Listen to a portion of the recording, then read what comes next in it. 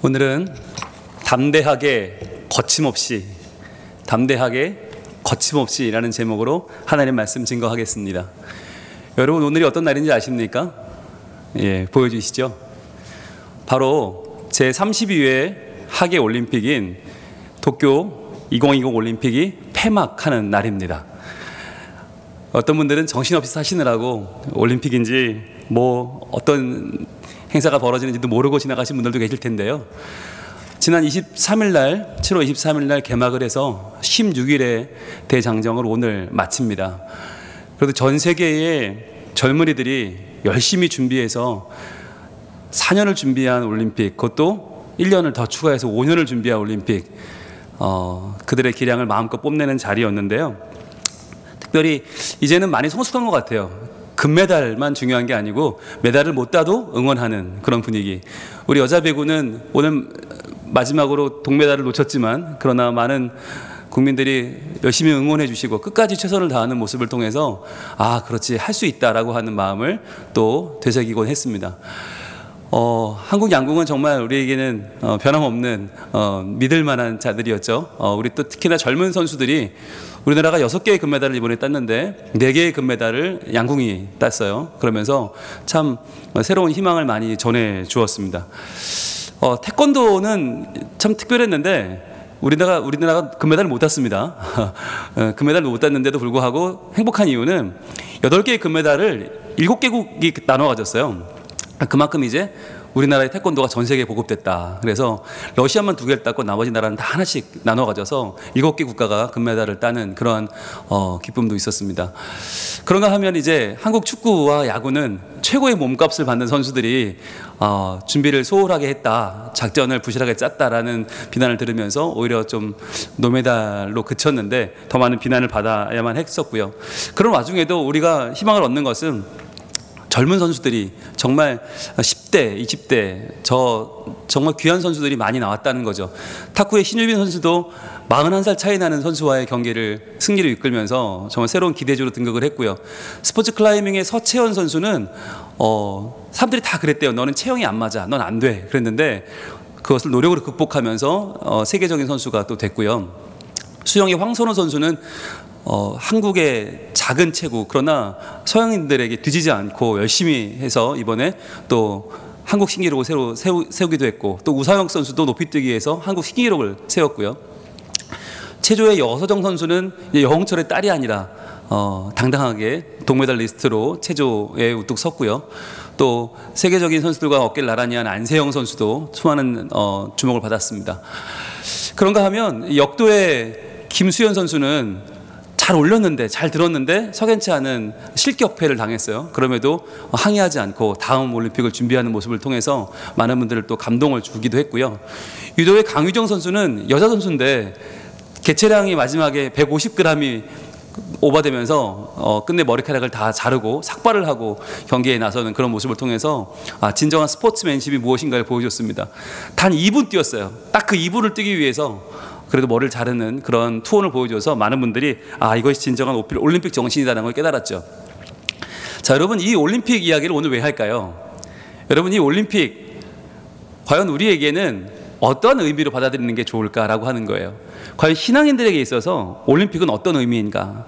하나님은 지금 하나님의 자녀들인 우리들에게 이 올림픽을 어떻게 보여주고 계시는가? 어떻게 우리가 이해하기를 원하시는가라고 하는 거예요.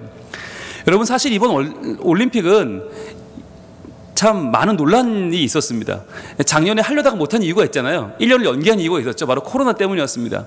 전 세계가 코로나 모이지를 못하는데 어떻게 올림픽을 치르냐. 그래서 작년에는 연기가 됐는데 그 올림픽을 올해는 강행을 했죠. 그래서 이 대회가 열렸는데 그럼에도 불구하고 너무너무 더운 또 무더위 속에서, 게다가 골판지 침대라든지 식사의 부실, 또 후쿠시마산 식재료의 공급 등으로 많은 나라들이 정말 고생했고 힘들었어요. 평상시보다 정말 어려운 환경에서 이번 대회를 치러낼 수밖에 없었죠. 그럼에도 불구하고 이 올림픽이 우리에게 주는 교훈은 무엇인가? 바로 올림픽 정신이에요. 올림픽 정신은 우정과 존경 그리고 탁월입니다. 그러니까 우리나라가 몇 등 했느냐, 무슨 메달을 땄느냐, 사실 이 탁월함은요, 세 번째 기준이에요. 세 번째 정신이지, 그보다 먼저 뭐가 있어요? 우정과 존경이 있어요. 여러분, 코로나 시대, 우정이 사라진 시대 아닙니까? 존경이 사라진 시대 아닙니까? 여러분, 코로나가 차지하고 우리는 다 분산됐고요, 봉쇄되었고요, 우리는 다 만날 수 없고요, 또 그러면서 서로를 비난하고 남 탓을 하고 서로가 고립되어 버렸어요. 우정도 존경도 사라진 이 시대에 올림픽은 우리에게 다시 한번 무엇을 깨닫게 합니까? 함께함이 행복이라는 것을 다시 한번 알려주는 거예요. 혼자 살아남는 것이 다가 아니라, 잘 살아남아서 탁월함을 누리는 것이 다가 아니라, 그보다 먼저 우선하는 것은 우정과 존경이라는 거예요. 인류는 하나라는 거예요. 이 어려움과 위기를 함께 이겨내야지 우리나라만, 우리 도시만, 또는 우리 가정만, 우리 교회만 살아남을 수가 없다라고 하는 것입니다. 그래서 이번에 많은 또 일들이 있었는데, 남자 500m에서는 800m 이 준결승에서 이런 일이 있었죠. 앞에 열심히 가던 미국 선수가 넘어졌어요. 발이 엉켜 넘어졌는데 그 뒤를 따라가던 보츠와나 선수가 함께 넘어진 거예요. 5년을 준비한 올림픽이 물거품으로 되는 이 순간에 이 두 선수는 서로를 부축하고 다시 일어나서 달리기 시작합니다. 그리고는 모든 선수들이 들어간 그 마지막 결승점을 들어가면서 모두의 박수를 받았죠. 전 세계 사람들이 박수를 보내면서 이것이 진정 올림픽이다. 레이스를 끝까지 달려야 된다. 끝까지 우리 포기하지 말자라고 하는 거. 여러분, 이 위기의 순간에 우리에게 주는 메시지가 아니겠습니까? 그런가 하면 육상 높이뛰기에서는 109년 만에 정말 오랜만에 공동 금메달이 나왔어요. 같이 넘었고 그 다음에 같이 못 넘었어요. 그런데 여기서 이제 그동안의 109년의 방식은 뭐였냐면 서로 점프 오프를 하는 거예요. 끝까지 연장을 해서 누가 한 번이라도 더 넘냐를 따져야 돼요. 그런데 두 선수는 그렇게 하지 않고 함께 공동 금메달을 걸기로 결정했습니다. 그러면서 전 세계가 이들에게 박수를 보냈죠. 그런가 하면 우리나라와 붙었던, 단체전에 붙었던 이 폴란드의 파르티카 선수는 오른쪽 손목 아래가 없어요. 선천적인 장애인이에요. 그럼에도 불구하고 저 손으로 탁구를 칩니다. 너무 잘 칩니다. 게다가 이 선수는요, 장애인 올림픽의 금메달리스트예요.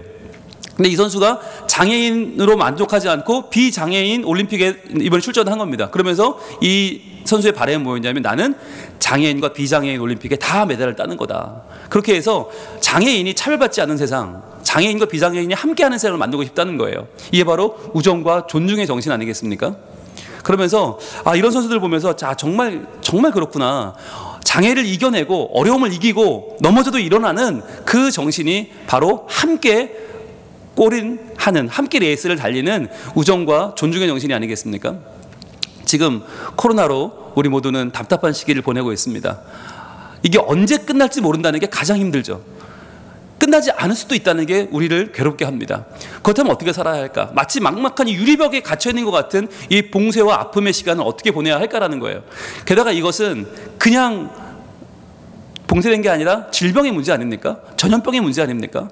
이 생명을 위협하는 전염병의 문제이기 때문에 우리는 정말 더 조심하게 되고, 더 위축되고, 더 남들을 돌아보지 않게 나만을 생각하게 되는 이기적인 모습으로 바뀌고 있지 않습니까? 여러분, 그런데요, 우리가 전염병을 조심하느라 이렇게 힘들고 있는데 초대교회는 어땠을까요? 초대교회의 전도자인 사도 바울은 전염병이 힘든 정도가 아니었다는 거예요. 오히려 그는 어떤 모습이었냐? 바로 하나님만 바라보고 살았던 이 사도 바울은요, 이런 취급을 받았습니다. 사도행전 24장 5절 말씀 같이 읽어봅니다. 시작. 우리가 보니 이 사람은 전염병 같은 자라, 천하에 흩어진 유대인을 다 소요하게 하는 자요, 나사렛 이단의 우두머리라. 이런 고발을 당했어요. 벨릭스 총독에게 유대인 더둘로가 이렇게 고발을 합니다. 이 사람은 전염병이라고, 이 사람이 코로나라고, 이 사람이 전염병이고, 이 사람 때문에 천하에 흩어진 유대인들이 다 소요하고 있지 않느냐, 소동이 일어나고 있지 않느냐, 이는 나사렛 이단의 우두머리다 라고 하는 고발을 당했습니다. 여러분, 사도 바울이 얼마나 힘들고 얼마나 괴로웠을까요? 이 사람이 전염병입니다. 여러분, 근데 그런 얘기를 왜 들었어요? 바로 사도 바울이 쉬지 않고 전파했기 때문이에요. 쉬지 않고 고백했기 때문이에요. 말로만이 아니라 그의 삶으로 예수 그리스도가 이 땅에 오신 구세주이심을 쉬지 않고 전파하며 쉬지 않고 전했기 때문에 그것을 유대인들은 견딜 수가 없었던 거예요. 야, 이거 정말 전염병 같은 사람이다. 이거 뭐 막을 수가 없다. 너무너무 괴로운 이 상대를 어떻게 하면 좋을까? 결국 로마의 총독에게 고발할 수밖에 없었던 것이죠. 여러분, 이 사도 바울이 전도 여행을 떠나지 않았습니까? 그런데 이 전도 여행이 생각보다 쉽지 않았어요. 유대인들이 쫓아와서 가는 곳마다 방해하고요. 야, 예수가 어딨냐? 오직 율법이지, 율법으로 구원받는 거지, 야, 예수가 무슨 십자가가 무슨 부활이 무슨 그런 거 없어 라고 유대인들이 가는 곳마다 방해했고요. 또 그가 전했던 헬라 문화권의 모든 철학자들은 머리만 커요. 그러니까 헬라 철학이 가득 차서 예수 그리스도 그런 영적인 걸 해석할 수가 없는 거예요. 그러니까 가는 곳마다 그는 벽에 부딪혔습니다. 그럼에도 불구하고 그가 가졌던 정신이 뭐냐? 바로 올림픽 정신이에요. 한 도시에서 내가 금메달을 따겠다는 게 아니에요. 내가 다른 종교를 이기고 내가 더 몇 대 몇으로 이기고 기독교가 이게 목표가 아니라 가는 곳마다 교회를 세웁니다. 근데 교회가 큰 교회가 아니에요. 정말 가정교회, 몇몇의 회심자. 그러나 그것에 기뻐하면서 또 다음 도시를 가는 거예요. 또 다음 도시, 또 다음 도시. 계속 가면서 계속해서 복음을 전하고 소수의 회심자들을 만들어내는 거였어요. 여러분, 그게 그 당시로 보면 이기는 것처럼 보이지 않아요. 그건 지는 거죠. 기껏해야 몇 사람 복음 전하고 또 다른 도시를 가요? 그리고 또 몇 사람 또 다른 도시를 가요? 이 모습이 과연 이게 뭐냐? 이게 과연 세상이 변할까? 이래가지고 예수님이 왕이 되시고 하나님이 뭐 높임 받으실까? 이건 굉장히 우리로 볼 때는 참가 정신밖에 안 되는 것 같아요. 아무런 메달도 따지 못하는 것 같아요. 여러분, 실제로 사도 바울은 이 땅에서 어떠한 메달도 받지 못했어요. 이 땅에서 그 어느 도시에서도 주목받지 못했고 그 어느 도시에서도 그 도시를 뒤집어 엎는 역사가 일어나지 않았어요. 몇 사람 믿지 않는 그 사람을 놓고 또 다음 도시로 가야 되는 그 사도 바울의 모습은요, 마치 참가 정신, 참가하는 데 의의를 두는 올림픽 정신과도 같았습니다. 자, 게다가 그렇게 전하다가 결국은 전할 수 없으니까 어떻게 돼요? 아, 편지를 써야겠다. 그래가지고 그는 편지를 쓰죠. 편지를 써서 각 도시마다 있는 그 몇 사람 안 되는 그 교인들에게 복음을 증거하고 그 복음이 그 사람들의 영혼을 변화시키기 소원하는 마음으로 성장과 성숙을 위한 편지를 쓰기 시작합니다. 그런데 여러분, 이 편지를 어디서 썼어요? 이 편지를 그냥 도서관이나 어떤 뭐 물 좋은 곳에 쓴 게 아니에요. 바로 감옥이었습니다. 하나님은 그를 감옥에 갇히게 되는 그 상황으로 몰아가셨어요. 그래서 감옥에서 그는 편지를 쓸 수밖에 없었고 그 편지들이 각 교회마다 도착해서 교회가 함께 그것을 돌려보면서 하나님의 은총과 하나님의 복음을 나누었던 거죠. 그런데 그랬기 때문에 그 편지들이 지금도 남아서 우리에게 신약 성경이라는 이름으로 전해지고 있지 않습니까? 바울 서신으로 전해져서 로마서가 되고 고린도 전후서가 되고 갈라디아서가 되고 에베소서가 되고 그 편지가 다 남아서 우리에게 하나님의 귀한 복음을 다시금 알려주고 하나님을 만나는 통로가 되고 있다고 하는 것이에요. 놀라운 거죠. 이 당시에는 실패한 줄 알았어요. 이 당시는 아무 메달도 따지 못했고 그냥 참가에 그쳤고 어떠한 것도 아니었어요. 그러나 그 순간 하나님은 그를 통해 일하셨습니다. 그래서 우리는 이렇게 말할 수 있습니다. 사도 바울이 과연 로마에서, 감옥에서 또는 구금당한 셋집에서 무엇을 했는가? 사도행전의 마지막 장 마지막 절, 오늘 본문 사도행전 28장 31절은 이렇게 기록하고 있습니다. 함께 읽습니다. 시작. 하나님의 나라를 전파하며 주 예수 그리스도에 관한 모든 것을 담대하게 거침없이 가르치더라. 아멘. 바로 이것입니다. 사도 바울은 그 당시에 그 어떤 후원자도 없었어요. 그 어떤 뭐 나이키, 아디다스 어떤 세계적인 회사의 후원을 받아서 뛰는 선수도 아니었고 그는 방송사가 쫓아다니면서 뭐 다큐멘터리를 찍고 응원하는 그런 선수도 아니었고 한 번도 스포트라이트를 받은 적이 없었습니다. 감옥에서 감옥을 전전했습니다. 그럼에도 불구하고 그는 하나님 나라를 전파하는 일에 자기 인생을 걸었어요. 왜냐하면 나는 이 땅에 살지만 이 땅의 나라 사람이 아닌 거예요. 나는 하나님 나라, 하늘나라 사람인 거예요. 여러분, 이번 올림픽에 선수들이 뭘 달고 뛰죠? 태극마크를 달고 뜁니다. 태극마크는 무엇입니까? 내가 어느 나라 소속인지를 보여주는 거예요. 그래서 그 나라 국민들을 등에 업고 그 응원을 가지고 뛰는 거 아니겠습니까? 사도 바울은요, 하나님의 나라라고 하는 깃발을 달고 뛴 것입니다. 나는 하나님 나라 대표 선수다. 즉 이 땅에서 내가 얻어맞고 태장으로 맞고 뭐 배가 파손하고 돌에 맞고 아무 상관없는 거예요. 나는 하나님 나라의 가치로 살아가니까. 하나님의 나라 대표 선수는 하나님의 영광을 위해 산다. 그리고 그는 온몸을 다 바쳐서 하나님의 나라의 영광을 위해 뛴 것이에요. 여러분, 올림픽의 가장 감동적인 장면은 뭐예요? 바로 금메달 딴 선수가 가슴에 손을 얹고 태극기가 올라가면서 애국가 나오는 시간 아닙니까? 동해물과 백두산이. 그럼 온 국민이 같이 울어요. 왜요? 그 순간 우리가 하나가 되는 거예요. 사도 바울도 마찬가지예요. 하나님 나라 대표 선수는요, 이 땅의 그 어느 노래도 감동적이지 않아요. 이 땅의 어떤 깃발도 위에서 뛰지 않아요. 하나님 나라의 영광을 위해서 그는 그 하나 바라보고 하나님 나라를 전파한 것이에요. 게다가 주 예수 그리스도에 관한 모든 것, 내가 만난 주 예수 그리스도, 그분, 그 메시아에 대한 모든 것이죠. 그분의 나심과 그분의 모든 사역과 병 고치고 풍랑을 잠잠케 하고 또 죽은 자를 살리는 그 모든 것, 게다가 십자가에 달려서 죽으시고 부활하신 그 모든 것을 그는 하나도 남김없이 가르쳤는데 어떻게 해요? 담대하게 거침없이, 담대하게 거침없이. 너무 멋있지 않습니까? 여러분, 이것이 올림픽에 참여하는 우리 선수들의 마음이고 정신이지 않습니까? 알아주지 않으면 어때요? 쉽지 않은 일들, 쉽지 않으면 어때요? 그러나 최선을 다하는 거 아니에요. 최선을 다하고 그 자리에서 울고 웃고 소리 지르고 자기의 모든 열정을 뽑아낼 때 우린 거기서 감동하며 박수치지 않습니까? 하나님도 마찬가지라는 거예요. 하나님도 우리를 바라보시면서 야, 너 몇 명한테 전도했니? 그거 따지지 않으세요. 그래, 너 이 땅에서 교회 몇 개 세웠니? 너 얼마나 성경은 몇 장 읽었니? 이거 따지지 않으세요. 얼마나 열심히 담대하게 거침없이 우리의 삶 가운데에서 하나님 나라 대표 선수로 살았느냐? 얼마나 이 땅에서 우리가 주 예수 그리스도에 대한 모든 것을 가르침에 있어서 우리 다음 세대에 가르치고 우리 자녀에 가르치고 주변 이웃들에게 가르침에 있어서 우리가 담대하게 거침없이 이 일을 감당해냈는가를 하나님 물어보실 것입니다. 여러분, 우리가 지금 이 여름을 보내고 있는데 여러분, 하나님의 말씀, 이 말씀만큼 우리를 내실 있게 하는 것이 없어요. 여름은 어떤 계절입니까? 안으로 깊어지는 계절이에요. 여름에 열매를 맺지 못하면 가을이 출소할 수 없습니다. 그런데 이 여름에 우리가 무엇을 내실로 만들어야 돼요? 하나님 말씀이에요. 하나님 말씀 속에 뭐가 들어있어요? 하나님 나라에 관한 모든 것이 들어있어요. 게다가 주 예수 그리스도에 대한 모든 것이 들어있어요. 그래서 우리가 하나님 나라 대표 선수라면 무엇을 채워야 될 것인가? 무엇을 훈련해야 될 것인가? 바로 하나님의 말씀입니다. 그래서 주일 예배마다, 수요 예배마다 말씀이 선포되지요. 매일매일 하루 한 장이 선포되지요. 여러분, 이 하루 한 장을 우리가 마음에 새기고 붙잡고 이 말씀으로 나를 연단해 가는 것입니다. 그렇게 해서 우리는 매일매일 올림픽을 뛰는 거예요. 매일매일 우리 삶 가운데에서 담대하게 거침없이 주의 말씀을 증거하고 하나님의 살아계심을 보여주는 것입니다. 그래서요, 여러분, 우리의 삶은 바로 이렇게 위를 바라보는 신앙이에요. 하나님 나라를 바라보는 거예요. 왜? 나는 이 땅의 대표 선수가 아니니까. 나는 하나님 나라 대표 선수예요. 하나님 나라의 영광을 위하여 살아요. 그래서 우리가 무엇을 하든지 어디에 있든지, 우리가 가정을 지키든지 우리가 직장 생활을 하든지 사업을 하든지 내가 학교에 다니든지 관계없이 우리의 동일한 하나의 사명은 무엇입니까? 바로 담대하게 거침없이입니다.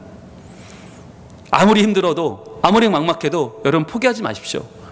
아무리 형편이 따라주지 않아도 여러분, 여기서 우리는 끝나지 않습니다. 담대하게 나아가십시오. 거침없이 나아가십시오. 우리가 담대하게 거침없이 우리의 일들을 감당해낼 때, 우리의 인생을 개척하고 한 발 한 발 디뎌낼 때 여러분, 이것은 우리가 이루는 것이 아닙니다. 우리가 메달을 얻는 것이 아닙니다. 바로 주님이 일하실 것입니다. 주께서 일하시고 주께서 우리에게 하나님의 상급을 허락하실 것입니다. 우리의 메달은 이 땅에서 얻는 것이 아니에요. 하나님 나라 대표 선수는요, 하늘에 갔을 때 하늘의 상급을 받습니다. 그 상급을 기대하시고 우리 다시 한번 힘을 내기 원합니다. 우리의 생애 가운데에서 다음 세대에 주 예수 그리스도에 대한 것을 가르침에 있어서, 이것이 디다케예요. 디다케, 가르치다. 가르치고 또 훈련시키고 또 양육하고, 그리고 하나님 나라를 전파하는 거, 캐리그마, 내가 전하고 전도하고 전파하고 알리는 이 일에 여러분, 우리가 담대하게 거침없이 나아갈 수 있기를 원합니다. 그런 가운데 하나님 우리와 함께 하시고 우리의 어려움을 이겨내고 하나님이 이루시는 놀라운 복을 우리에게 허락하실 줄로 믿습니다. 찬양하겠습니다. 우리의 삶을 보면 날이 저물어 가는 것 같아요. 마치 코로나 상황 가운데 빈들에 서 있는 것 같아요. 그러나 그때가 하나님의 때인 줄로 믿습니다. 내 힘으로 안 될 때, 빈손으로 걸을 때 우리는 고백합니다. 여호와 이레, 주님이 준비하십니다. 주가 이루실 것입니다. 우리 기대하면서 주님, 내가 맡은 이 사명을 감당할 때 하나님 나라 대표 선수가 되어 담대하게 거침없이 이 일을 해내기 원하오니 주여 내게 믿음 주시고 나와 함께하여 주시옵소서. 찬양하겠습니다.